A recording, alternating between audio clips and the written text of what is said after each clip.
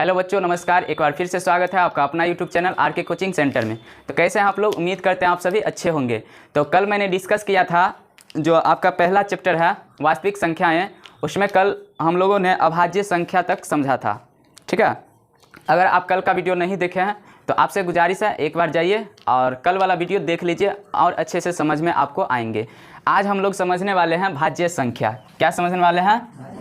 भाज्य संख्या। ठीक है, क्या समझने वाले हैं बुआ? भाज्य संख्या। ठीक है, कल क्या समझा था? अभाज्य संख्या। कल क्या समझे थे? जबकि आज क्या समझने वाले हैं? भाज्य संख्या। तो कल वाला किसको किसको याद है? अभाज्य संख्या क्या होती है? इसको याद है? बोलो। भाज्य संख्या किसे कहते हैं? हाँ, जो संख्या खुद के अलावा और एक के अलावा किसी से भी ना कटे उसे क्या कहते हैं? अभाज्य संख्या। क्या कहते हैं? अभाज्य संख्या। ठीक है, अब उसमें अ लगा था, इसमें अ नहीं लगा है, भाज्य लगा है। ठीक है, समझे? तो उसका सिर्फ उल्टा कर देना है। क्या कर देना है? उल्टा कर देना है। समझे? क्या कर देना है? उसका उल्टा करेंगे ना तो क्या निकलेगा? एक और खुद के अलावा किसी भी संख्या से जो कट जाए उसे क्या कहेंगे? भाज्य संख्या। क्या कहेंगे? तो खुद से आप लिख सकते हैं कि जो संख्या एक और खुद के अलावा किसी दूसरे संख्या से भी कट जाए उसे क्या कहेंगे? भाज्य संख्या। क्या कहेंगे? सुनकर लिख लेंगे कि जो संख्या एक और खुद के अलावा किसी दूसरे संख्या से भी कट जाए उसे क्या कहेंगे? भाज्य संख्या। क्या कहेंगे? भाज्य संख्या। ठीक है, तो भाज्य संख्या क्या सब हो सकता है? देखो, गिनती स्टार्ट करेंगे सबसे पहले एक से। कहाँ से? एक से। बोलो, एक तुम्हारा भाज्य संख्या होगा कि नहीं होगा? एक भाज्य संख्या होगा? नहीं होगा। एक न तो भाज्य है और न ही अभाज्य है। समझे? क्योंकि अभाज्य में भी इसका दो फैक्टर होना चाहिए, मतलब दो गुणनखंड, लेकिन एक का सिर्फ और सिर्फ एक गुणनखंड है ना रे?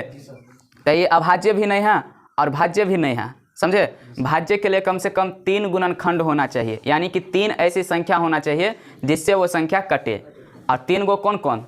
तो एगो वो संख्या खुद, एगो एक, और तीसरा कोई भी हो सकता है। समझे? तीसरा कोई भी हो सकता है। कम से कम 3 होना चाहिए, ज़्यादा से ज़्यादा कितना भी हो सकता है। समझे? ज़्यादा से ज़्यादा 5 भी हो सकता है, 10 भी हो सकता है। समझे? लेकिन कम से कम 3। अब दो आपसे पूछे कि क्या दो भाज्य संख्या है? तो दो भी भाज्य संख्या नहीं होगा। क्यों? क्योंकि इसका भी केवल 2 गुणनखंड है, एगो एक और एगो खुद, ये 2। समझे? तो ये भी भाज्य नहीं होगा, नहीं ना होगा। उसके बाद 3 होगा? नहीं होगा, क्योंकि ये भी, इसका भी केवल 2 गुणनखंड है, एक और एक खुद, ये 3। समझे? तो सबसे छोटी जो भाज्य संख्या होगी वो कहाँ से स्टार्ट होगी? 4 से। यानी कि सबसे छोटी भाज्य संख्या जो होगी क्या होगी? 4। समझे? क्या होगी? और यानी कि 1, 2, 3 ये सब जो है ये सब भाज्य संख्या नहीं होगा। होगा?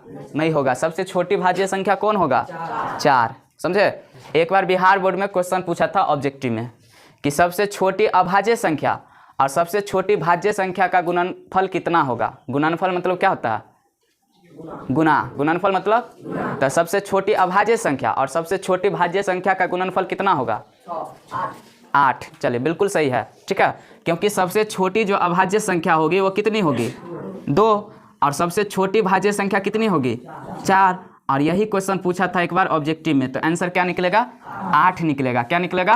8। क्योंकि यहाँ पर 2 जो है, 2 ये अभाज्य संख्या है और 4 क्या है? भाज्य संख्या। और 2 भी सबसे छोटा अभाज्य संख्या होता है और 4 सबसे छोटा भाज्य संख्या। क्या होता है? भाज्य संख्या। तो सबसे छोटी अभाज्य संख्या और सबसे छोटी भाज्य संख्या का कोई गुणनखंड पूछे तो क्या कहेंगे? 8। गुणनफल कितना होगा? 8 होगा। समझ में आया? और सबसे बड़ी भाज्य संख्या पूछे तो फिर से वही बात बोलेंगे जो सब में बोल रहे थे। क्या बोलेंगे? अनंत। क्या बोलेंगे? अनंत। नहीं ना पता? फिर से ये संख्या में चला जाएगा और संख्या का कोई अंत नहीं है, यानी कि अनंत होगा। क्या होगा?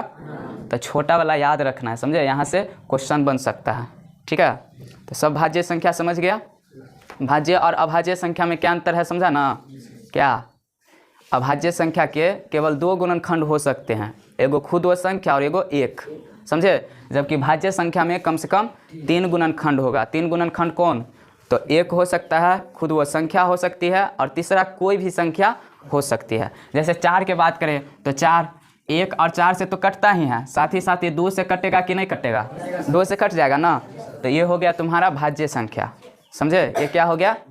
हाँ, लेकिन अगर तुमसे कोई पूछ दे कि एक अंक के सबसे बड़ी भाज्य संख्या क्या होगा, एक अंक के सबसे बड़ी भाज्य संख्या, जैसे कल पढ़ा था कि एक अंक के सबसे बड़ी अभाज्य संख्या कौन है, 7 है। कौन है, तो एक अंक के सबसे बड़ी भाज्य संख्या कौन होगा, 8 नहीं होगा, 9 होगा। कितना होगा, 9। क्यों, क्योंकि 9 तो 3 से कट जाएगा ना, 3 से कटेगा कि ना। तो अगर ये क्वेश्चन पूछ दिया मान के चलो, तो आगे कभी एग्जाम में ये भी पूछ सकता है कि एक अंक के सबसे छोटी अभाज्य, एक अंक के सबसे बड़ी अभाज्य संख्या और एक अंक के सबसे मतलब बड़ी भाज्य संख्या का गुणनफल कितना होगा, तब कितना जवाब देगा, 63। कितना दे सकता है, 63। समझे, ऐसा भी क्वेश्चन पूछा जा सकता है कि ना, पूछा जा सकता है ना। ठीक है, तो भाज्य संख्या सब समझ गया। हाँ, ये सब समझना बहुत ज़रूरी है, एग्जाम में बहुत काम देगा, बहुत ऑब्जेक्टिव ये सब से पूछेगा। ठीक है, मिटा दे इसको। हाँ, चलो आप क्या समझेंगे, सम संख्या विषम संख्या कल समझ लिए थे सब, पूर्ण संख्या पूर्णांक ये सब, भाज्य भाज्य सब समझ लिया। अब जो शुरू होने वाला है तुम्हारा, समझे, कौन संख्या, तो परिमेय संख्या। कौन संख्या, परिमेय संख्या। इंग्लिश में इसको कहा जाता है रेशनल नंबर। क्या कहा जाता है, रेशनल नंबर। समझे, परिमेय संख्या। समनम्मा में भी पढ़ा होगा, जिसको पता हो बोल सकता है। किसको पता है, क्या है, बोलो। हाँ, जो संख्या p/q के रूप में लिखा जा सकता है, समझे, लेकिन वहाँ कुछ कंडीशन होता है। समझे, सबसे पहले लिखेंगे कि जो संख्या, क्या लिखेंगे, जो संख्या p/q के रूप का हो। किसके रूप का हो, p/q के रूप का हो। समझे, कंडीशन क्या होता है कि जहाँ p और q, p और पूर्णांक, p और q क्या होना चाहिए, पूर्णांक हो, तथा q बराबर नहीं होना चाहिए 0 के। q बराबर नहीं होना चाहिए 0 के, यानी कि नीचे में 0 नहीं होना चाहिए। समझे, कोई भी संख्या के नीचे में 0 आएगा तो वो परिमेय संख्या नहीं होगा। समझे, वो संख्या ही नहीं होगा, अपरिभाषित हो जाएगा। क्या हो जाएगा, अपरिभाषित। समझे, तो परिमेय संख्या उसको बोलेंगे जो p/q के रूप का हो। समझे, यानी कि कोई भी संख्या, देखो अपना भाषा में बोले ना, तो ऐसी संख्या जिसको बट्टा के रूप में लिख सकते हैं, बट्टा के रूप में लिख सकते हैं। जहाँ पे बट्टा जब लिखेंगे ना, तो ऊपर वाला और नीचे वाला पूर्णांक होना चाहिए। क्या होना चाहिए, पूर्णांक। और ध्यान रखना चाहिए कि q का मान कभी भी 0 के बराबर नहीं होना चाहिए। जैसे मान के चलो कोई पूछ दिया कि 5/0 परिमेय संख्या होगा, तो कहेंगे नहीं होगा। क्यों, क्योंकि यहाँ पे 0 है नीचा में। समझे, क्या है, 0 है नीचा में। लेकिन यही अगर ये रहता 0/5 परिमेय संख्या है, तब कहते हाँ सर है, हाँ है। समझे, क्योंकि कंडीशन q के लिए अप्लाई है, यानी कि नीचे वाला के लिए, ऊपर वाला के लिए नहीं। समझे, और वैसे भी 0 में कुछों से भाग लगा सकते हैं, लेकिन 0 से कुछ में भी भाग नहीं लगा सकते हैं। देख लो लगा करके, अगर 0 से 5 में भाग लगाएंगे तो कितनाइयों मरतबे लगाए, 5 से लगाए तो 0, फिर 5 बच जाएगा। कितनाइयों बार कोशिश करेंगे तो हमेशा 5 ही बच जाएगा। कभी ये भाग संभव होगा, नहीं होगा, नहीं ना हो पाएगा। तो ये परिमेय संख्या नहीं होगा, लेकिन 0/5 ये परिमेय संख्या होगा। समझे, होगा कि नहीं होगा, होगा। बात समझे। हाँ, अब देखो परिमेय संख्या कैसे हो सकता है। तो सबसे पहले तो ये बात याद रखो, सभी मतलब जितने भी पूर्णांक है ना, एक के बार में लिख देते हैं, जितने भी पूर्णांक है सबके सब क्या है, परिमेय संख्या। समझे, पूर्णांक में तुम्हारा प्लस वाला भी आ जाता है, माइनस वाला भी आ जाता है, और 0 भी आ जाता है। आता है ना रे, 0 बीच में रहता है ना, तो सभी के सभी क्या होगा, जितने भी पूर्णांक है सभी क्या होंगे, परिमेय संख्या। यानी कि नोट में लिख सकता है सभी पूर्णांक क्या होते हैं, परिमेय संख्या होते हैं, परिमेय संख्या होते हैं। ठीक है, आप पूर्णांक में सब कुछ आ जाएगा, सब कुछ क्या, तो इसी के अंदर तुम्हारा आ जाएगा प्राकृत संख्या। प्राकृत संख्या गिनती के संख्या नहीं आएगा, गिनती के संख्या पर देखो पूर्णांक 2 तरह के होते हैं, एक प्लस वाला, एक माइनस वाला। तो प्राकृत संख्या जो होते हैं वो प्लस वाला गिनती के संख्या होते हैं ना, 1 2 3 4 होते हैं कि ना। यानी कि प्राकृत संख्या इसी के अंदर आ जाएगा। इसी में आ जाएगा तुम्हारा पूर्ण संख्या, आ जाएगा कि नहीं आ जाएगा। इसी में आ जाएगा तुम्हारा सम संख्या, इसी में क्या आ जाएगा, विषम संख्या, इसी में क्या आ जाएगा, भाज्य, और इसी में क्या आ जाएगा, अभाज्य। क्या आ जाएगा, अभाज्य। यानी कि प्रत्येक जितना भी अभी तक पढ़े हैं सब के सब परिमेय संख्या होगा, सब के सब क्या होगा, परिमेय संख्या होगा। सब के सब क्या होंगे? परिमेय संख्या होगा। ठीक है, सब के सब क्या होंगे? परिमेय संख्या होगा। ठीक है, बात समझ में आइल कि ना आइल? आ गया समझ में? तो सभी के सभी क्या होंगे? परिमेय संख्या। इसको हटा दिया जाए। अब यहाँ पे क्वेश्चन ये उठता है कि जब सब के सब परिमेय संख्या है तो फिर अपरिमेय संख्या कौन है ना? फिर अपरिमेय संख्या कौन है? जब सब परिमेय संख्या है तो फिर अपरिमेय संख्या कौन है? तो अब हम लोग समझेंगे अपरिमेय संख्या। क्या समझेंगे? अपरिमेय संख्या को। ठीक है, और जो परिमेय संख्या समझ गया ना, वो अपरिमेय संख्या भी समझ गया। समझे? वो क्या समझ गया? अपरिमेय संख्या भी समझ गया। समझे? क्या समझ गया वो? अपरिमेय संख्या। समझे? जो परिमेय संख्या समझ गया, समझो वो अपरिमेय संख्या भी समझ गया। इसको हटा दे, जोर से बोल। अब देखो कैसे समझ गया। तो इसमें क्या याद किया कि जो संख्या p बट्टा q के रूप में लिखा जा सकता है। अब अपरिमेय नाम है तो उल्टा कर दो। क्या बोलेंगे? जो संख्या p बट्टा q के रूप में नहीं लिखा जा सकता है। जो संख्या p बट्टा q के रूप में नहीं लिखा जा सकता है। समझे? जो संख्या p बट्टा q के रूप में नहीं लिखा जा सकता। समझे? तो अब क्वेश्चन ये उठेगा कि सर ऐसा कौन संख्या है जिसको p बट्टा q के रूप में नहीं लिखा जा सकता है? सबको तो लिखा जा सकता है। किसी को पता है किसको p बट्टा q के रूप में नहीं लिखा जा सकता है? तो बताओ। तो देखो p बट्टा q के रूप में उसको नहीं लिखा जा सकता है जैसे √5 है। क्या है? इसको तुम p बट्टा q के रूप में नहीं लिख सकते हो। समझे? इसको p बट्टा q के रूप में नहीं लिख सकते हैं। ठीक है, उसके बाद √6 है, इसको भी p बट्टा q के रूप में नहीं लिख सकते हो। लेकिन सिर्फ ऐसे समझ ले। ठीक है, तो कोई बच्चा बोल सकता है कि सर इसको भी लिख सकते हैं √5 बट्टा 1, √6 बट्टा 1। नहीं लिख सकते हैं, तब तो फिर गलत हो जाएगा। समझे? तो एक बात और याद रखना है। समझे? कि कोई भी संख्या हो, कोई भी, जैसे 1 हो, 2 हो, 3 हो, या मान के चलो 2 का स्क्वायर हो। समझे? तो कोई भी संख्या हो जिसका पावर एक पूर्णांक होगा। क्या होगा? पूर्णांक। वो क्या कहलाएगा? परिमेय संख्या। क्या कहलाएगा? परिमेय संख्या कहलाएगा। बात समझ रहे हो? तो पूर्णांक पढ़ा चुके हैं पहले ना। पूर्णांक क्या होता है? पूर्ण संख्या में अगर प्राकृत संख्या का ऋणात्मक भी शामिल कर दे, माइनस वाला, तब वो क्या बन जाता है? पूर्णांक। जैसे -1, -2, -50 लाख। ठीक है, लेकिन उसमें गौर किया होगा कि कभी भी बट्टा वाला नहीं आता है। ऐसा कभी पढ़ाए हैं कि 1/2 भी पूर्णांक होगा? ऐसा कभी बतलाए हैं कि 3/2 भी पूर्णांक होगा? नहीं ना बतलाए हैं। यानी कि ये सब पूर्णांक नहीं है। ये सब पूर्णांक नहीं है। जो बट्टा में रहे, यानी कि जो नेंगरा रहे इसको क्या बोला जाता है? नेंगरा लूल्हा। अरे तो ये तुम्हारा पूर्णांक नहीं होगा। तो इसको जब लिखा जाता है तब देखो, जो अच्छा बच्चा रहेगा ना, तुमको इस तरह से फंसाएगा कि तुम कैसे बोल दिया कि √5 नहीं है परिमेय संख्या। हम सिद्ध कर सकते हैं, इसको भी p बट्टा q के रूप में लिख सकते हैं, √5 बट्टा 1, क्योंकि 1 से तो सब में भाग लग जाता है।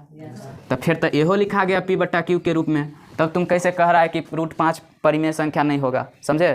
तब तुम उसको प्यार से समझाना बाबू कि परिमेय संख्या वही होगा जिसका पावर क्या हो? पूर्णांक। जबकि इसको लिखेंगे ना तो रूट का मतलब होता है 1/2। क्या होता है? तब एक का मतलब हो गया 5 के पावर 1/2। 5 के पावर, और 1/2 पूर्णांक नहीं है। 1/2 पूर्णांक, इसीलिए ये जो है परिमेय संख्या नहीं है। बात समझ में आया? इसको भी यही बोलेंगे कि इसको लिख सकते हैं 6 के पावर 1/2। समझे? तो ये होता है कॉन्सेप्ट। समझे? तो सब याद कर लेता है कि जो रूट से बाहर निकल जाएगा वो होगा परिमेय संख्या, जो नहीं निकलेगा वो परिमेय संख्या। समझे? और कुछ हद तक सही भी हो जाता है। समझे? क्योंकि जिसका भी पावर पूर्णांक रहता है ना, वो रूट से बाहर निकल ही जाता है। रूट से बाहर निकल ही जाता है। जैसे देखो 4 है, तो 4 को क्या लिख सकते हैं? 2 के पावर 2। इसी को ऐसे लिख सकते हैं √4। फिर भी इसका मान कितना निकलेगा? 2। तो ये रूट से बाहर क्यों निकल गया? क्यों? बोलो, सब बोलो। परिमेय संख्या इसलिए। चलो एक बार बोला परिमेय संख्या इसलिए। और कोई? क्योंकि अभी समझाए हैं इसका पावर एक पूर्णांक है। इसका पावर क्या है? पूर्णांक है इसलिए ये रूट से बाहर निकल गया, समझे? बात बुझा? इसलिए ये रूट से बाहर निकल गया। समझ में आया? तो देखो ये याद रखना, ये बात याद रखना है कि कोई भी संख्या जिसका पावर पूर्णांक हो वो क्या कहलाएगा? परिमेय संख्या। समझे? वो क्या कहलाएगा? परिमेय संख्या। और पूर्णांक नहीं हो तो क्या कहलाएगा? अपरिमेय संख्या। यानी कि तुमसे कोई पूछ दे रूट 7 क्या है, परिमेय कि अपरिमेय? अपरिमेय। समझे? क्योंकि इसको लिखेंगे ना तो 7 के पावर 1/2 लिखाएगा, अर्थात रूट से पूरा बाहर नहीं निकलेगा। ठीक है? लेकिन यहीं पर अगर ये रहता रूट 16 तो फटाक से बोलते क्या है? परिमेय संख्या। क्या है? परिमेय संख्या। अब इसका पावर 1 भी लिख सकते हैं, तो इसका पावर देखो पूर्णांक है कि नहीं है? इसको ऐसे भी लिख सकते हैं 2 का पावर 2। ये क्या है? 2 क्या है? पूर्णांक है कि नहीं है ना? तो ये समझ गए, कन्फ्यूजन नहीं होगा परिमेय और अपरिमेय संख्या में। कोई कन्फ्यूज हो सकता है? जैसे कोई पूछ दे कि रूट, ये क्वेश्चन बहुत पूछता है एग्जाम सब में, रूट 27 क्या है? परिमेय संख्या है कि अपरिमेय संख्या है? हाँ, तुम सभी कन्फ्यूज हो गया। क्या है? परिमेय कि अपरिमेय? अपरिमेय। क्यों? क्योंकि इसको लिखेंगे ना तो ऐसे लिख सकते हैं 3 तिया 9 तिया 27। तो सर एगो 3 तो बाहर निकल जाएगा, फिर एगो बच जाएगा ना। यानी कि ये जो है क्या है? अपरिमेय संख्या। क्या है? हाँ, समझे? और इस बार जो क्वेश्चन पूछा गया था 2023 में, इस टाइप के क्वेश्चन सब पूछा गया था। Root under 36 plus root under 64, और बोला था 4 गो ऑप्शन दे दिया था, ये क्या है? परिमेय संख्या क्या अपरिमेय संख्या है? कौन बच्चा बता देगा? जिसके पास दिमाग होगा एक के बार में बता देगा।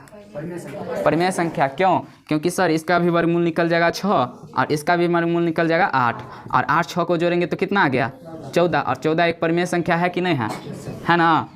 तो इस तरह से आपसे कैसे भी घुमा के क्वेश्चन पूछे, कंफ्यूज नहीं होना है कंफ्यूज नहीं ना होना है। बात समझ गया ना सब? हटा दिया जाए? पक्का? चलो हटा देते हैं, सब कहता है तो हटा देते हैं। तो परिमेय संख्या और अपरिमेय संख्या ये तुम्हारा क्या हो गया? खत्म। ये क्या हो गया? अब कुछ नोट याद रखना पड़ेगा तुमको। नोट मतलब पंसैया के नोट, ये हजरिया के? हजरिया बंद है ना रे, 2 हजरिया चालू है। तो नोट में याद ये रखना है कि पाई जो है ना एक अपरिमेय संख्या है। पाई क्या है? एक अपरिमेय संख्या है। तो जब कभी भी तुमसे कोई क्वेश्चन पूछे और क्वेश्चन में तुमको कहीं पर भी दिखाई दे पाई, क्या दिखाई दे, तो खट से बतलाना उसको कि ये एक अपरिमेय संख्या है। क्या है? जैसे दे देगा कि पाई प्लस 2 क्या है? अपरिमेय संख्या है। पाई बट्टा 2 क्या है? हाँ, कोई ये नहीं कहना कि सर ये पी बट्टा क्यू के रूप में लिखल है तब तो ये परिमेय है। समझे? बात समझे? हाँ। अब ये क्यों है अपरिमेय? तो इसका कारण ये है कि तुम सब जो पढ़ा होगा पाई का मान कितना होता है? 22/7, यानी तो 3.14। समझे? ये जो 22/7 या 3.14 होता है पाई का, वो रियल मान नहीं होता है। समझे? पाई का कोई रियल मान है ये नहीं है। समझे? पाई का कोई रियल मान, तो 22/7 हम लोग मान लिए हैं कि पाई का मान 22/7 के आसपास है, इसलिए पाई का मान माना गया 22/7। समझे? या 3.14, लेकिन रियल में इसका कोई मान नहीं है। समझे? यानी कि ये पूर्णांक नहीं है। कहने का मतलब ये पूर्णांक नहीं है। समझे? दशमलव में है, दशमलव वाला पूर्णांक होता है ना? होता है। तो दशमलव में लिखते लिखते लिखते पता न कहाँ तक खत्म होता है, इसलिए पाई जो है क्या है? अपरिमेय संख्या। समझे? लेकिन एगो क्वेश्चन और पूछता है और सब बच्चा गलती करता है। क्वेश्चन ये रहता है कि 22/7 क्या है? 22/7 क्या है? परिमेय है कि अपरिमेय है? तो सब बोलेगा अपरिमेय। क्यों? तो अरे तो इस तरह से P/Q में है तब तो ये परिमेय हो गया। क्या हो गया? तो ये परिमेय है रियल में कि अपरिमेय है? रियल में ये परिमेय है। रियल में क्या है? अरे 22/7 P/Q के रूप में लिखा गया है ना, तो ये क्या होगा? परिमेय ना होगा। समझे? समझ में आया? तो ये दिमाग में नहीं रखना है कि पाई का मान है 22/7 तो ये हो जाएगा अपरिमेय, ऐसे दिमाग में नहीं रखना है। समझे? अगर तुमसे पाई वाला पूछे तब मानना अपरिमेय। अगर पाई का मान दिया रहे, जैसे 3.14 दिया रहे, तो ये भी परिमेय संख्या, क्योंकि इसको भी तो लिख सकते हैं 314/100, लिख सकते हैं कि ना? लिख सकते हैं। तो P बट्टा Q के रूप में लिखा गया और PQ क्या है, पूर्णांक बन गया कि नहीं बन गया? यानी कि ये भी तुम्हारा क्या है, परिमेय संख्या। समझे? तो इसमें कन्फ्यूज नहीं होना है। अगर पाई का मान दिया रहे तब वो क्या होगा, परिमेय संख्या। लेकिन सिर्फ पाई वाला पूछे तब क्या जवाब देंगे, अपरिमेय संख्या। क्या जवाब देंगे, अपरिमेय संख्या। समझे? इतना बात समझ में आया सबको? परिमेय और अपरिमेय में कोई कंफ्यूज होगा नहीं ना होगा? चलो सबसे अभी पूछेंगे, मिटा दे। अपरिमेय भी खत्म हो गया, अपरिमेय भी खत्म हो गया। आप तुम्हारा जो चैप्टर का नाम है उसको समझेंगे, बस कुछ नहीं है। कोई पूछे ना वास्तविक संख्या क्या होता है, क्या पूछेगा, वास्तविक संख्या क्या होता है? तो कहना कि ये कहाँ कुछ है, सब कुछ तो पढ़िए लिए हैं। कहना कि परिमेय संख्या, क्या कहना, परिमेय संख्या और अपरिमेय संख्या दोनों मिलकर क्या बनाती है, वास्तविक संख्या। क्या बनाती है? तो बोलो, नया चीज़ है कि पढ़ लिए पहले? परिमेय संख्या जानते हैं, अपरिमेय संख्या भी जानते हैं। समझे? दोनों मिलकर क्या बन जाएगा, वास्तविक संख्या। यानी कि 10वां में तुम्हारे सामने कुछ भी संख्या आएगा, सब के सब क्या होगा, वास्तविक संख्या। क्या होंगे, वास्तविक संख्या। समझे? हालांकि काल्पनिक संख्या भी होता है। समझे? जब इंटर में जाओगे ना, 10वां के बाद एग्ज़ाम देने के बाद, तो वहाँ पर पढ़ना पड़ेगा काल्पनिक संख्या के बारे में। समझे? लेकिन 10वां तक तुमको सिर्फ और सिर्फ क्या याद रखना है, वास्तविक संख्या। तुम्हारे सामने जो भी संख्या आए, चाहे वो परिमेय हो चाहे वो अपरिमेय हो, जीरो हो, कुछ भी हो, सब के सब क्या होगा, वास्तविक संख्या। क्या होंगे, वास्तविक संख्या होंगे। समझे? तो कोई दिक्कत इसमें? तो अब आ गया तू चैप्टर तक। कहाँ तक आ गया? चैप्टर का नाम क्या है, वास्तविक संख्याएं। क्या नाम है, वास्तविक संख्याएं। ठीक है, तो चैप्टर तक आ गए। अब कल से चैप्टर स्टार्ट होगा और चैप्टर को शुरू करने से पहले जो बेसिक बात सब होगा उसको बता देंगे और फिर तुम्हारा पहला चैप्टर स्टार्ट होगा। ठीक है?